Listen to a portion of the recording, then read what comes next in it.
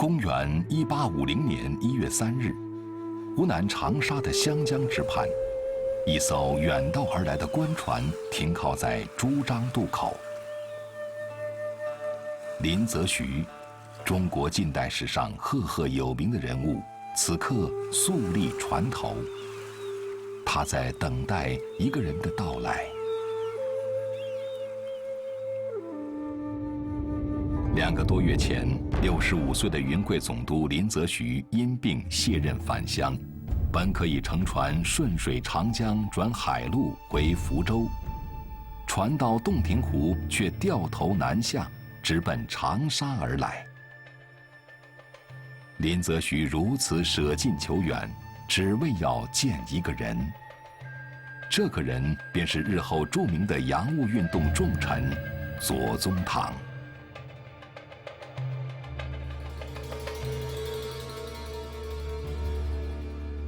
夕阳西下的时候，左宗棠急匆匆赶到了湘江边。也许是求见心切，左宗棠身子一晃，一脚踏入了江水中。深交已久但素未谋面的2代人，在一片笑声中打开话匣子，开始了一段关于中国近代海防大格局的彻夜长谈。这段非同寻常的会晤，后世多有称道，史称“湘江夜话”。左宗棠后来写道：“事晚乱流而息，维州月露山下，江风吹浪，舵楼静息有声，与船窗人语互相响答。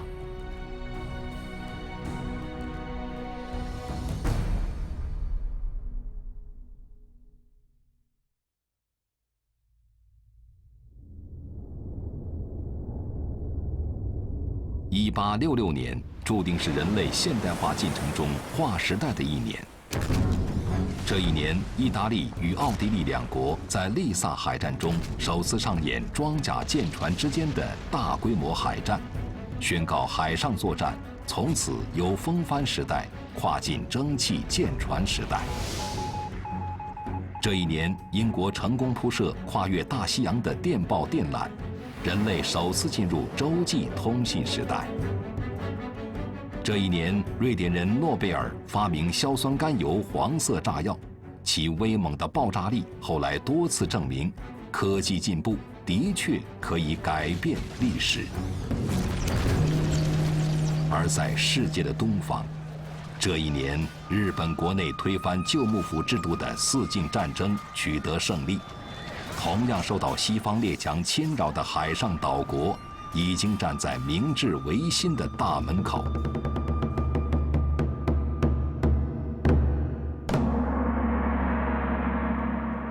也是在这一年，端午节刚过的这天，一封奏折快马传递进京。奏折的印件署名是时任闽浙总督的清朝封疆大吏左宗棠。窃为东南大吏，在水而不在陆。自海上用兵以来，泰西各国虎轮兵船直达天津，藩篱竟成虚设，星驰标举，无足挡之。臣愚以为，预防海之害而收其利，非整理水师不可；欲整理水师，非设局建造轮船不可。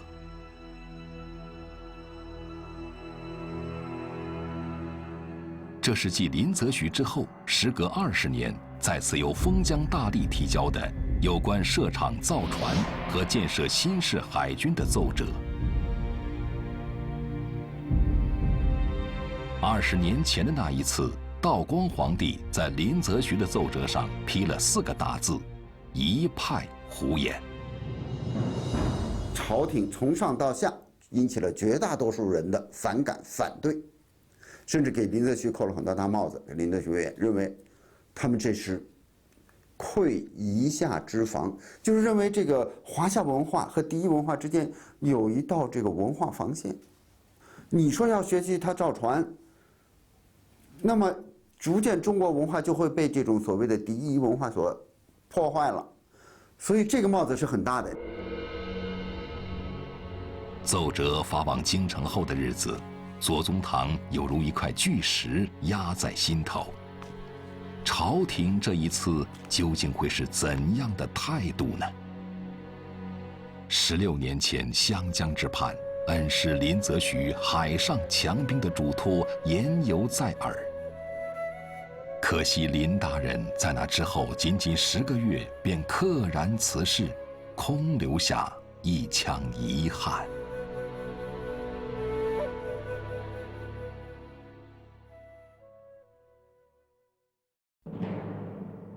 与20年前斥责林则徐的道光皇帝相比，1862年起垂帘听政的慈禧太后，此时多了一分警醒。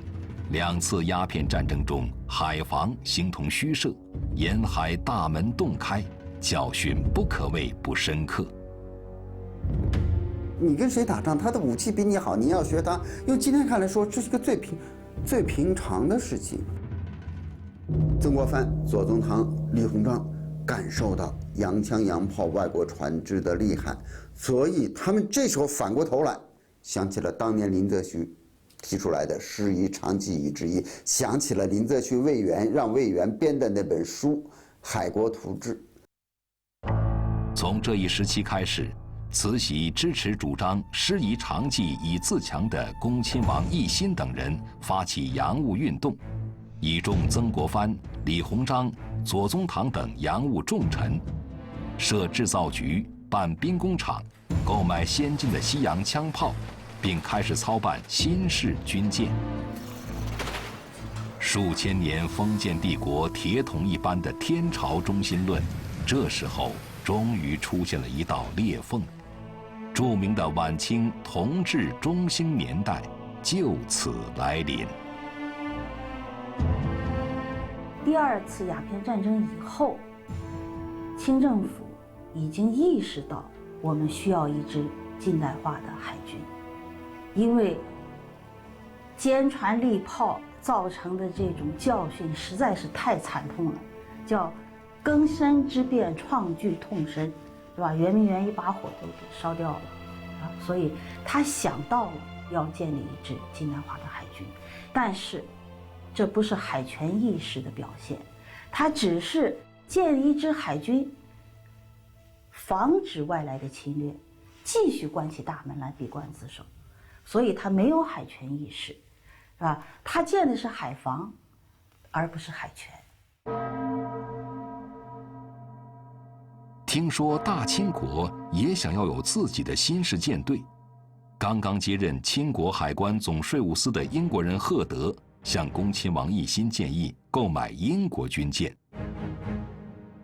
并开列了买英国船可以花小钱办大事的种种好处。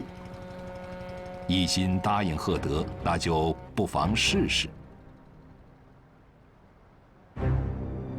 1862年，清廷拨款92万两白银购买7艘英国军舰。不料，经办此事的原清国海关总税务司英国人李泰国自作主张，擅自雇请英国海军上校阿斯本为这支英中联合舰队的司令，并宣称舰队只听命于中国皇帝和李泰国本人，全部600名水手也只用洋人。中国海关还需拨款1000万两，作为这支舰队4年的经费。这桩付出巨款反倒受制于人的买卖如此不靠谱，消息传来一片哗然。结果等到李泰国把这个舰队奉上来之后，觉得这个是一个烫手的山芋，我们根本超出了我们的想象力，不是说谁都能把这个船开起来的，这个冒烟的蒸汽军舰说就随随便便就能开起来，它是需要有一个系统的经过这样教育培训的人才能够去操纵它的，所以这样来了以后是完全是慌了。然后是李泰国他也抓准了你中国肯定不懂这个，没有人管这个，所以他把这些所有的岗位上的人都已经安排的，就是一个不落，全部安排好了。阿斯本舰队事件是晚清洋务派跌跌撞撞学习西方得到的第一个教训。对于这样一个隐藏在主权问题下关于海军人才的全新课题，曾国藩、李鸿章等洋务重臣们还没来得及想明白，他们只是凭借本能的民族气节，宣称宁愿白白扔掉几百万两银子，也不要这只由洋人操控的舰队。1863年10月，这支荒唐的舰队在跨洋抵达天津港1个月后，被清廷宣告解散。8艘军舰由阿斯本带回伦敦拍卖。大清国的首次现代海军之梦就此化为泡影。对吧？我们过去没有船政，我们没有海军，没有工业，那是一个农业文明状态。恭亲王曾国藩、李鸿章这一代人呢，就慢慢的寻找一个出路，那怎么办呢？只有建设自己的海军。也就是发生阿斯本舰队事件同一年，1863年5月，左宗棠因为组建地方武装，清剿太平军，连获战功，升任闽浙总督。一直渴望经略海防的左宗棠，竟然受命执掌东南门户。历史终于给了这位洋务重臣一个机会。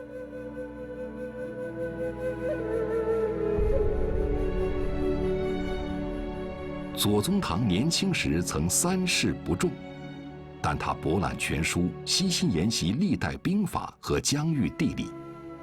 对启蒙先驱魏源所著《海国图志》的研读，以及2次鸦片战争后大清国海防现状的剖析，尤为独到缜密。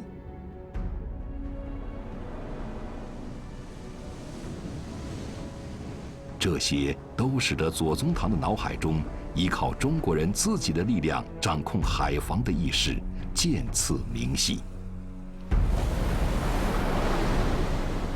大清帝国非要有自己的新式海军不可，而新建海军非要有自己的造船基地和海军人才不可。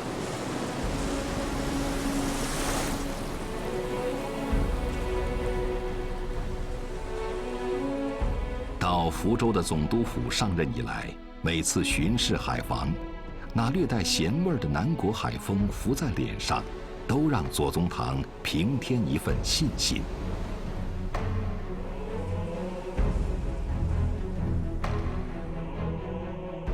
福建多山，且山海相连，造船所需物料一应俱全，百姓多有以海谋生，更兼历代传统相袭。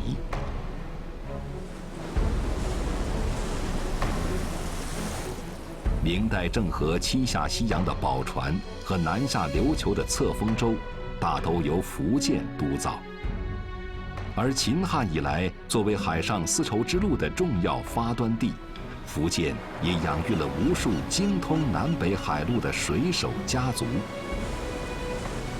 福建人的血脉里，千百年都澎湃着大海的声音。在此地筹办大清国的新式海军，可谓天时地利人和。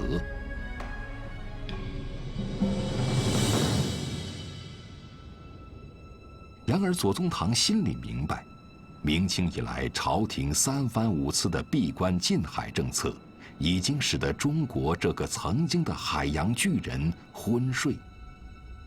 眼下倘若仅仅依靠自己的力量造船成军，显然是天方夜谭。于是，在1866年6月的这份筹办海军的著名奏折中，左宗棠特别强调求实和虚心为当前首要态度。中国之睿智蕴于虚，外国之聪明寄于实。中国以义理为本，义事为末；外国以义事为重，义理为轻。为我之长不如外国，导其先，可也。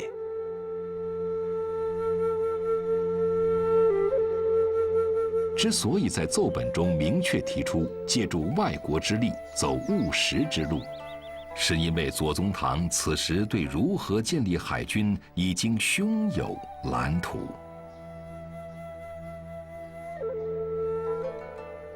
还是在1年多前，刚刚接过闽浙总督官房大印的左宗棠，就为试造蒸汽轮船之事，在杭州向自己的老朋友法国人日意格和德克碑有过当面的讨教。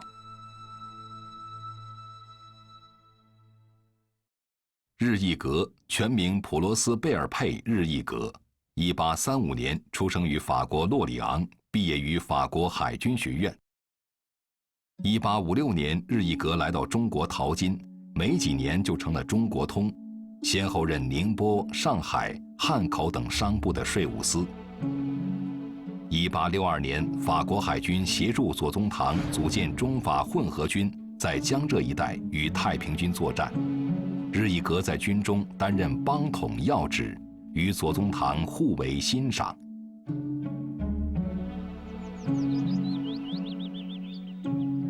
1864年秋天的这个日子，对于日意格来说意义不凡。从这一天开始后的20年间，他竟然与中国近代海军结下不解之缘。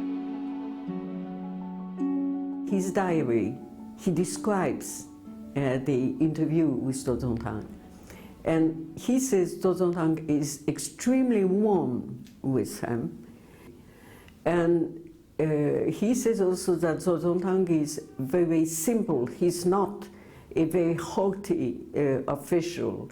He's not full of himself. He says also that the Yamen of Zuo Zongtang is very simple, much more simple than the ordinary Yamens of other officials. There is not much luxury and so on. 这天，杭州西湖秋高气爽，左宗棠命人将一艘自制的蒸汽船展示在他的法国客人眼前。看着那艘蒸汽小艇突突地在西湖上转着圈儿，日意格与德克碑转身对左宗棠称道说：“蒸汽船大致不差。”他给我看了一艘中国人自己建造的蒸汽船，还给我看建造蒸汽船的2件工具。他告诉我，一个60多岁的中国人用它建造轮船。我回答说：“很好，总督阁下。”这说明中国人非常聪明。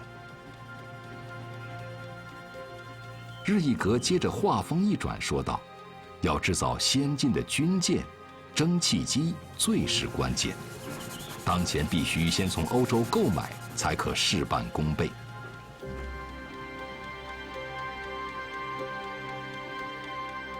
接着，二人取出一卷法国造船图册，交给左宗棠过目。表示可以代为监造，以西法传之中土。两人表示，左大人若有需要，他们愿意穿针引线，帮助接洽法国方面一应事宜。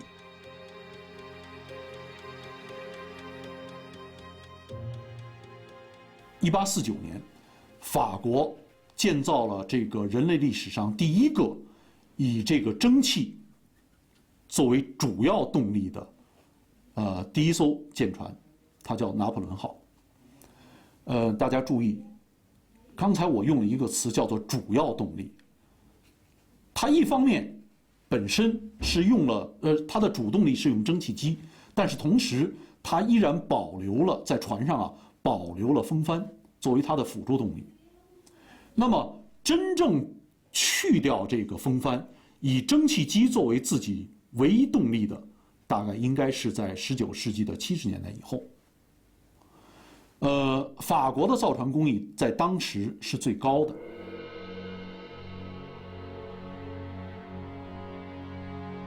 左宗棠心里明白，他的法国朋友要的是真金白银的利益，而他要的则正是他们对于造船的那份自豪感和务实态度。1866年春天，受左宗棠之托回法国打探购买蒸汽机和寻找教师的德克碑先期返回中国，他将自己与日意格拟议的造船和教学计划告知左宗棠。而此时与英国商洽教授现代军舰操控和海战教程一事，看起来也有了些眉目。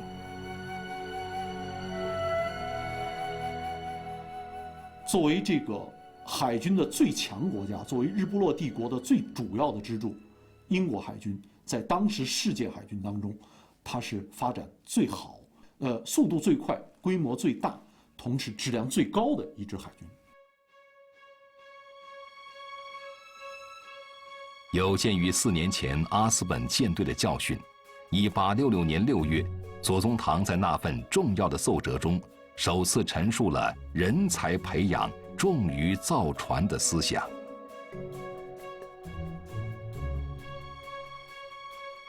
如律传承以后，中国无人堪做船主、看盘、管车，诸事均需雇请洋人，则定义之初即先予定名，教习造船即兼教习驾驶，传承即令随同出洋，周历各海口。将来讲习易经，水师人才，故不可胜用矣。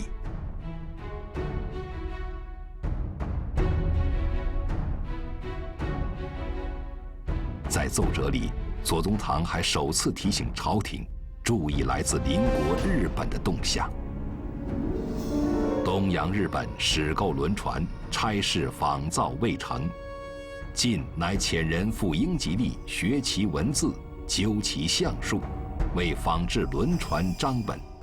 不数年后，东洋轮船亦必有成。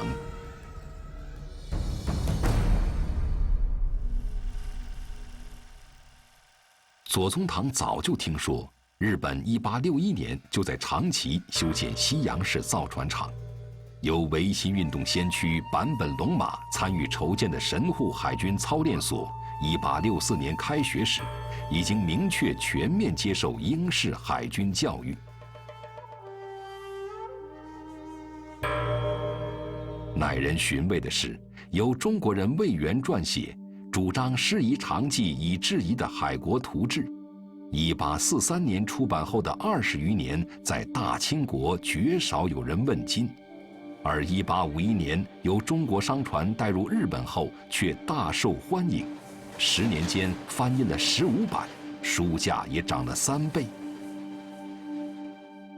中国人就是不理会这本书，这本来是林则徐魏源为了启蒙中国人编的这本书，因为他不仅介绍了武器，还介绍了当时世界各个州啊、各个国家的状况，因为他觉得我们对这些，林则徐开始对这英国哪来的什么，他觉得我们完全不了解，要了解敌人，介绍这本书，中国人整个不接受，这本书马上传到日本了。林则徐魏源为了启蒙中国人的书，开始没有启蒙到中国人，无意中启蒙了日本人，使日本又成了一个强国，反过头来侵略中国。中国沿海历史上饱受倭寇侵扰，左宗棠对日本海军的快速发展深感不安。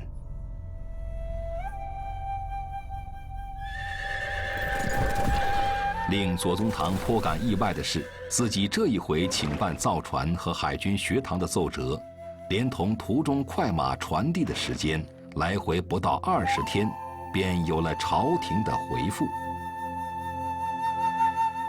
上谕说，中国自强之道，全在振奋精神，破除耳目尽习，讲求利用实际。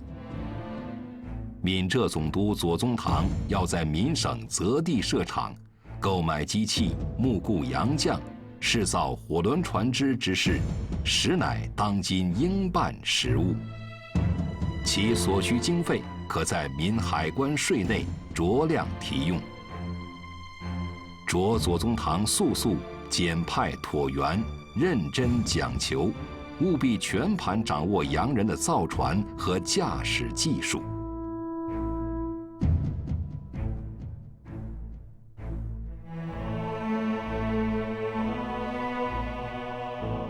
简派椭圆，就是寻找最合适的人组建工作班底。工欲善其事，必先利其器。代办的船政该是一个自主造船、学习驾驶、测绘、天文等各种西学的大型机构混合体，这在大清国无疑是头一遭。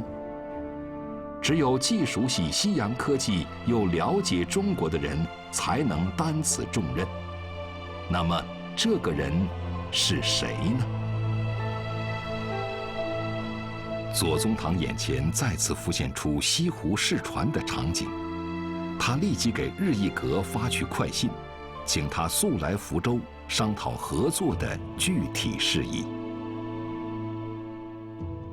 这个洋务派因为办这些企业的时候或者办学堂的时候，他说中国完全没有这种人才，都不知道该怎么办，所以他们很大胆，聘请了每个人都是聘请了洋教习。1866年8月19日，31岁的日意阁生平第一次来到福州。此番从江汉税务司任上应邀南下，他对福州最初的印象，便是这座唐以来因夏日暑热变植榕树而得名榕城的南方小城，果然处处绿荫如盖。老朋友久别重逢，喝着福州特产的茉莉花茶，话匣子很快打开。2年不见，日意阁的家声中文与老上司的湖南口音，仍旧能你来我往的沟通无碍。话题围绕兴办船政，从造船、办学、管理、教师、费用等项目，逐一仔细研议。双方商定，就是高薪聘请日意阁作为正监督，聘请德克碑作为副监督，双方共同管理洋将、洋教习。那么要包教包会我们的这个工匠跟学生确定5年时间造船舶16艘，那初步的经费呢确定300万两8亿。合作的细节一一厘清，最大的悬念却摆上了桌面。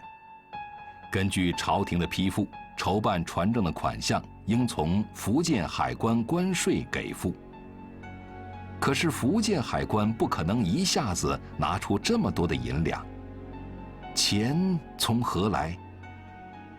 情急之中，左宗棠想起了一个人。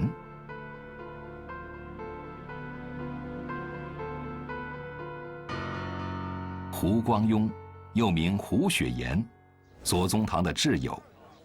晚清中国往来于官宦与中外商界之间的旷世奇才，拥有纵横京、汉、沪、杭等地众多银号和药店、私站，后来被世人称作红顶商人。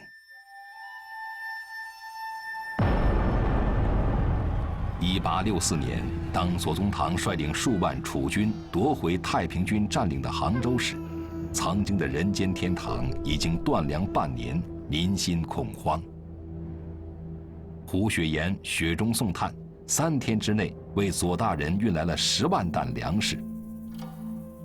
左宗棠肝胆回报，奏请胡雪岩任福建候补道。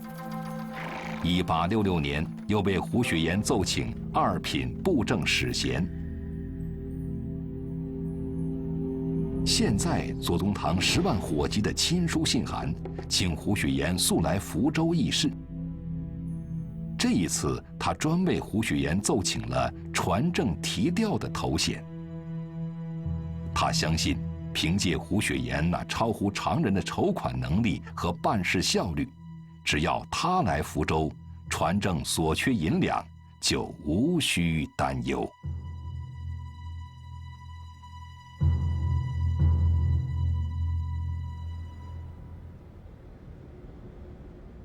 从空中俯瞰岷江入海口西部一带，这块山峦环抱的翡翠宝地，自古并非兵家征战所在。唐代以来，便有了一个颇为祥瑞的名字——福州。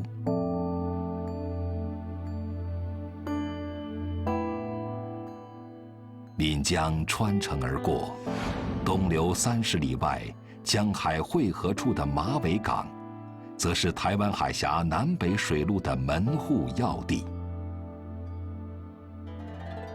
因为这一段岷江中有礁石形似骏马，故而又得名马江。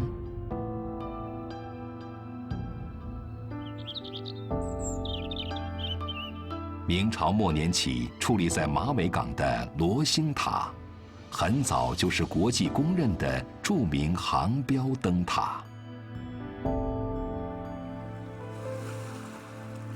创办一个中国历史上从未有过的海军基地，地址究竟选在哪儿？1866年的这个夏天，左宗棠、日意阁和胡雪岩为了船政选址，几乎跑遍了福州东郊数百里的海港和水湾。海军出身的日意阁认为，马尾一带地形最佳，这里不仅港阔水深，而且在军事上易守难攻，的确是一个绝佳的海军基地。船政选址，马尾当是首选。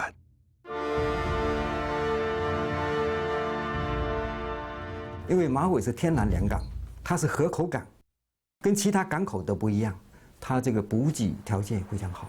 还有一个呢，它是中国3大木材市场之一，历史上造船都非常好的一个地方。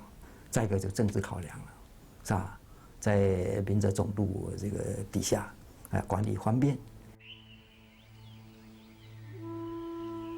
在老友胡雪岩的一再提醒下，从来只知研读经典和仗剑打仗的左宗棠，生平第一次学习西方现代契约的观念，仔仔细细与日意阁商签了一整套协办船政的经济合约。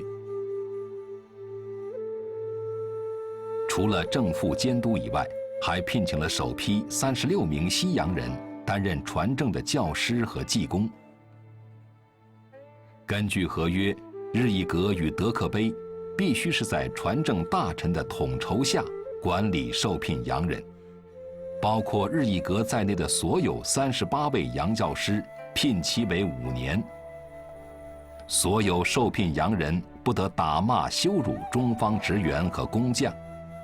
很显然，学习归学习，左宗棠要的就是以我为主，全操自我。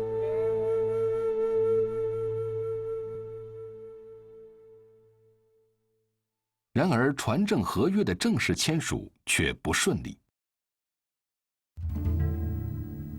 秋凉后的一天，从上海传来消息，法国领事馆的白莱尼领事拒绝了日意阁，坚决不同意以法国政府的名义为合约作保。领事先生压根儿没觉得小小的福州能办成什么大事，加上也担心此举会引起英国的干预，白莱尼最终油盐不进，坚持不以政府方式出面，而只能以第三者的身份证明日意阁与德克碑在合约文本上的签字真实可信。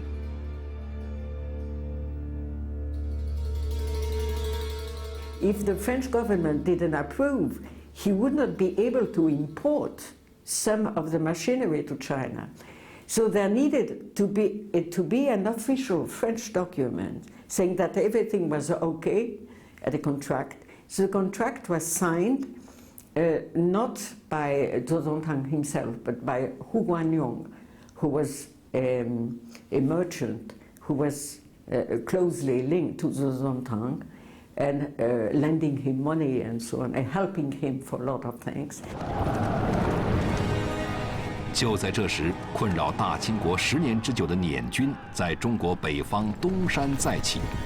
在伏击歼灭了僧格林沁的骑兵精锐后，捻军又分兵进入山东和陕西两地。捻军的骑兵采用运动战法，攻城掠地，一时间朝廷又觉得麻烦缠身。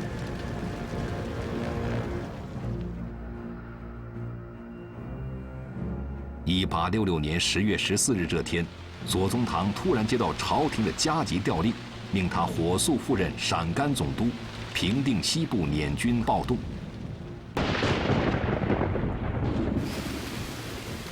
军情如此紧急，而福建船政却又万事待举。虽然朝廷已经安排漕运总督吴棠接任闽浙总督，监管船政，但左宗棠此时的忧虑还不仅仅是临阵换将。保守派呀、顽固派，就是这个敌视洋务活动的人呢，还大有人在。在那个时期，野蛮的、落后的思想还占统治地位。要能够抵挡住那个来自社会上层的这些非议和阻力啊，没有相应的声望和地位的人是不能抵挡的。1866年10月，左宗棠他就跟朝廷提出，要在马尾设一个机构，叫总理船政事务衙门，这个级别很高。同时任命船政大臣，船政大臣的权限级别相当于总督这一类。这样的话，新总督来了，但是他不可能太过分的压制船政大臣。这样一来，统管船政事务的权力，抢在新任闽浙总督到任前就已经单独开列。那么，由谁来执掌总理船政事务衙门呢？左宗棠决定请沈葆桢出山。三方七巷，历代都是福州人文荟萃之地，多有名宦书香世家。距离林则徐母亲所在的文如坊不远，公巷11号，就是林则徐的外甥加女婿沈葆桢的宅院。沈葆桢字幼丹，1847年进士。1861年被两江总督曾国藩提携为江西巡抚，与江苏巡抚李鸿章、浙江巡抚左宗棠乘3驾马车之势，同为曾国藩麾下重要干才。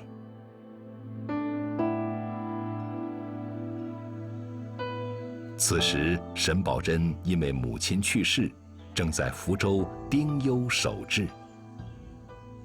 左宗棠向来对这位名门之后礼敬有加。1864年，清军收复太平天国首都天津后不久，沈葆桢曾在江西九江查办了湘军私下运往湖南的20多船金银财宝，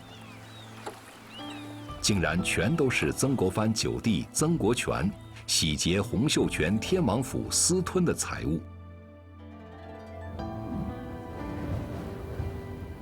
办理船政，免不了与钱财和外国人打交道。沈葆桢如此干练清廉，只有他来接班，左宗棠的心才能稳妥放下。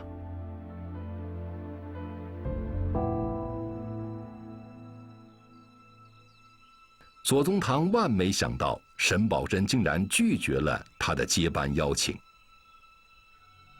后来坊间传说，左宗棠请沈葆桢出山，比当年刘备3顾茅庐还多了一顾。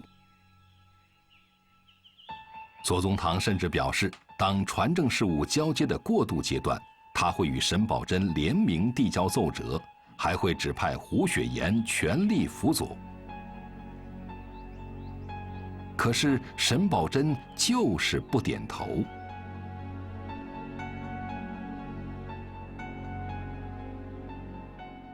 因为沈葆桢已经有些厌倦官场，对于他来说，船政是个陌生和全新的领域，他担心触动传统阻力太大，自己也不如左宗棠熟悉洋人，担心沟通不畅。最重要的顾虑就是这件事情前无古人，谁也不知道这件事情怎么做。沈葆桢，你从他的那个知识的积累，你可以看得出来的，他跟这个造船是八竿子打不着的，从来没有接触过这样的事情。他也没有在沿海省份干过这样的巡抚，也没有主持过水师的建设，也没干过海防的事情，更不用说近代化的造船了。眼看西北赴任的日子越来越近，接班人却没有着落，左宗棠万般无奈，只得上奏朝廷。可否仰恳皇上天恩，抚念事关治要，局在垂成。温谕沈葆桢绵以大义，特命总理传政，由部颁发官房。凡事设传政，由其专奏请旨，以防牵制。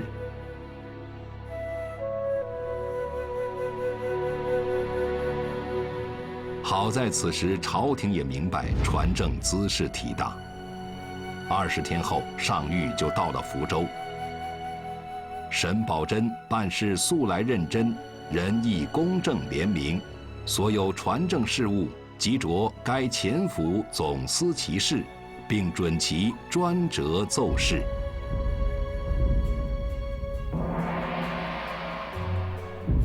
事已至此，沈葆桢只得奉旨出山。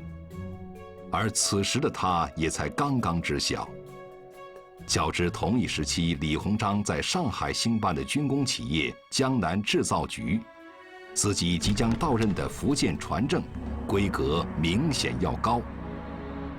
上谕不仅写明钦差大臣全权总理船政，而且钦定船政而非船政局。可见在朝廷眼里，船政不仅仅是一个地方造船厂和配属学校，而是集造舰维修、海军训练和军舰调度等多位一体的国家机构。船政呢，就是不同于一般的地方机构，而是一个正式的一个国家的一个机器的当中的一个部分。那么在当时讲来呢，这个也是非常破天荒的，因为清政府的当时的官制当中，就是哪一级官、哪些职位都是在那个它的整个制度当中都是设计的非常清晰的。那么左宗棠因为一定要推动这样的一个事情，那么凭他自己的影响力，而且他是把这个职位呢是安排了一个巡抚级的官员来做，也就体现了福建船政有一个非常高的地位。在上海，左宗棠的特使胡雪岩再次造访了法国领事白莱尼。胡雪岩的3寸不烂之舌，终于使白莱尼相信，中国皇帝已经全力支持在福建设立庞大船政的计划，中国人这次是认真的。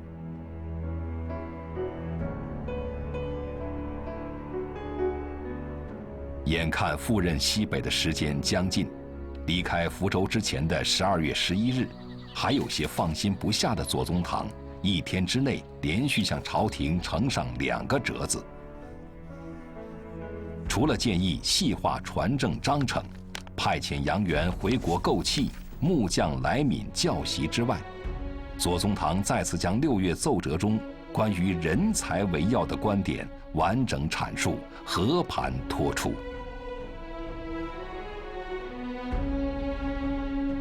福建船政需要设立一所有规模的西式学堂，以便长期系统地培养造船、驾驶等现代海军一应人才。新学堂就取名求是堂一局，一者取探究自然科学之意，二者明确学堂乃是务实技艺之用。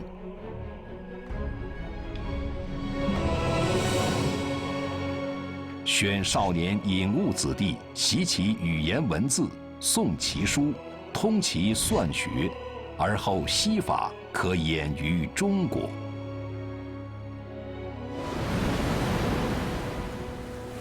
毫无疑问，左宗棠的海军之梦，正是从一所新学堂和一群少年新人开始的。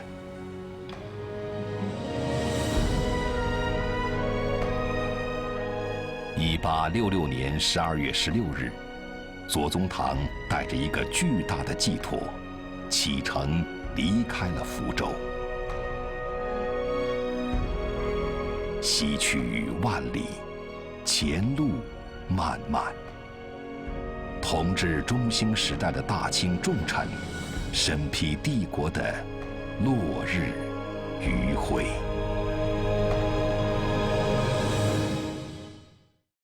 1866年12月23日，一场中国近代史上别开生面的招生考试拉开帷幕。这些少年们此时并不知晓，在这个历史时间点上，世界海军的铁甲时代刚刚来临。